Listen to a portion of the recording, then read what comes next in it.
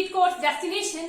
सो जैसे कि हम सबको मालूम है कि हम लोग अपनी पिछली क्लास के अंदर क्लास 8 के चैप्टर 4 को पूरी तरह से कंप्लीट कर चुके थे और उसकी आज की क्लास हम लोग रिव्यू क्लास कह सकते हैं, जिसके अंदर पूरे चैप्टर की हम लोग क्विक रिवीजन कर लेंगे थ्रू दी माइंड मैप। ठीक है, तो माइंड मैप से क्या आपको फायदा होगा, इससे आप लोग पूरा चैप्टर जो है याद रख सकते हैं फॉर द लॉन्ग टाइम। ठीक है, तो सबसे पहले हम लोग देख लेते हैं matters and non matters. This chapter is about matters and non matters. ठीक है, अगर हम लोग अपने आसपास देखें तो बहुत सारे मटेरियल्स हैं हमारे आसपास, उनमें से कुछ चीजें मैटर्स से बनी हुई है, कुछ चीजें नॉन मैटर्स से बनी हुई है। तो इसी में हम लोगों ने पूरे चैप्टर के अंदर क्या डिस्कस किया था, मैटर्स एंड नॉन मैटर्स की फिजिकल एंड केमिकल प्रॉपर्टीज को डिस्कस किया था। तो सबसे पहले अगर हम लोग मैटर्स की बात करें, मैटर्स की फिजिकल एंड केमिकल प्रॉपर्टीज जान लेते हैं सबसे पहले। So physical properties of matters, generally अगर हम लोग मैटर्स को देखेंगे तो they are always solid at room temperature. Room temperature पर हमारे मैटर्स जो है सॉलिड रहेंगे। कुछ एक्सेप्शंस हो सकती है उसके अंदर जो हम लोगों ने डिस्कस की है चैप्टर के अंदर। सो मोस्ट ऑफ दी जो मैटर्स होते हैं सॉलिड होते हैं रूम टेम्परेचर पर। उसी के साथ साथ इनके अंदर एक प्रॉपर्टी होती है to that matters can be beaten into thin sheets which is called malleability. ठीक है, मतलब कि हमारे मैटर्स कैसे होते हैं, मैलिबल्स होते हैं, मैलिबल होते हैं, they can be beaten into thin sheets. ठीक है, वहीं अगर मैटर की एक और प्रॉपर्टी की बात करें तो ductility, matters can be drawn into thin wires and this property of metal is called ductility. ठीक है, मैटर्स कैसे होते हैं, डक्टाइल नेचर के होते हैं, which can be beaten into thin wires. Okay, then आ जाते हैं, they have high density and even they have high melting and boiling point. Melting and boiling point इनका हाई होता है, डेंसिटी भी हाई होती है। कुछ एक्सेप्शंस होती हैं जो हम लोग क्लास के अंदर डिस्कस करके आए हैं। उसी के साथ साथ हमारे मैटर्स के अंदर एक प्रॉपर्टी होती है दैट दे आर लस्ट्रस। इनके जो सरफेस होते हैं, कैसे सरफेस होते हैं, शाइनी सरफेस होते हैं, काफी ज्यादा शाइनी सरफेस होते हैं हमारे मैटर्स के।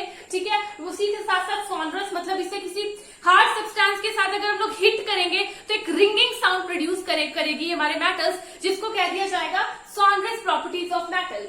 उसके बाद में हमारे जो मैटर्स होते हैं they are good conductor of electricity and heat. Heat and electricity दोनों के ही एक अच्छे कंडक्टर होते हैं हमारे मैटर्स। ठीक है, so these are the physical properties of matters.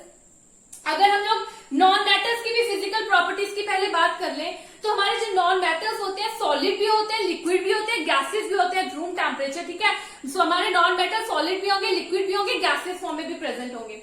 उसी के साथ साथ इनके अंदर मैलिएबिलिटी की प्रॉपर्टी नहीं होती, they can not be beaten into thin sheets. ठीक है, और डक्टाइल भी नहीं होते हैं हमारे नॉन मैटर्स। उसी के साथ साथ इनका मेल्टिंग एंड बॉइलिंग पॉइंट भी लो होता है and they are poor conductor of heat and electricity. They can't conduct heat and electricity, that is why they are called the poor conductor of heat and electricity. Okay, so these are the physical properties of our matters and non matters. वहीं अगर हम लोग इनकी chemical properties की बात कर लें, first of all we discuss about the chemical properties of metals. Metals की केमिकल प्रॉपर्टी की बात करें तो मेटल्स जब हमारे ऑक्सीजन के साथ रिएक्ट करेंगे तो मेटल ऑक्साइड्स की फॉर्मेशन होती है। फॉर एग्जांपल हम लोगों ने रस्टिंग ऑफ आयरन के बारे में पढ़ा है, बर्निंग ऑफ मैग्नीशियम रिबन के बारे में पढ़ा है ना पिछली क्लास के अंदर। तो जब हमारा आयरन जो है ऑक्सीजन के एक्सपोजर में रहता है तो क्या होता है, रस्टिंग हो जाती है, उसके अंदर मेटल ऑक्साइड्स की फॉर्मेशन हो जाती है। उसी तरह से जो मैग्नीशियम रिबन है, जब ऑक्सीजन की प्रेजेंस में उन्हें बर्न करेंगे तो हमारे पास मैग्नीशियम ऑक्साइड की फॉर्मेशन होगी। ठीक है, so these are the reaction of metals with our oxygen. और हमारे जो मेटल्स के मेटल ऑक्साइड्स होते हैं कैसे नेचर के होते हैं, they are basic in nature. Metals के ऑक्साइड बेसिक नेचर के होते हैं। ठीक है, और मेटल्स जब वाटर के साथ रिएक्ट करते हैं तो मेटल हाइड्रोक्साइड की फॉर्मेशन हो जाती है। ठीक है, मेटल्स जब वाटर के साथ रिएक्ट करेंगे तो मेटल हाइड्रोक्साइड की फॉर्मेशन होगी।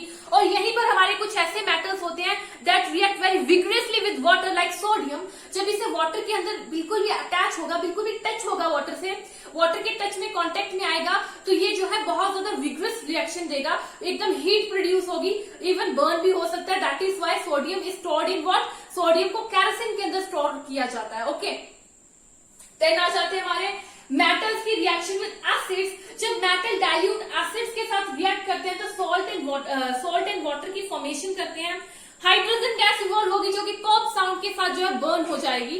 ओके, अगर हम लोग मेटल्स की रिएक्शन देखेंगे क्लोरीन के साथ तो हमारे मेटल्स जब क्लोरीन के साथ रिएक्ट करेंगे तो मेटल क्लोराइड की फॉर्मेशन होती है। वहीं मेटल जब हाइड्रोजन के साथ रिएक्ट करेंगे तो मेटल हाइड्राइड की फॉर्मेशन होती है। ठीक है, So these are our chemical properties of metals. ठीक है, now we are going to discuss about the chemical properties of our non-metals. अगर non-metals की chemical properties के बारे में हम लोग देखें, जब non-metals ऑक्सीजन के साथ रिएक्ट करेंगे तो non-metal मेटल ऑक्साइड्स की फॉर्मेशन होती है।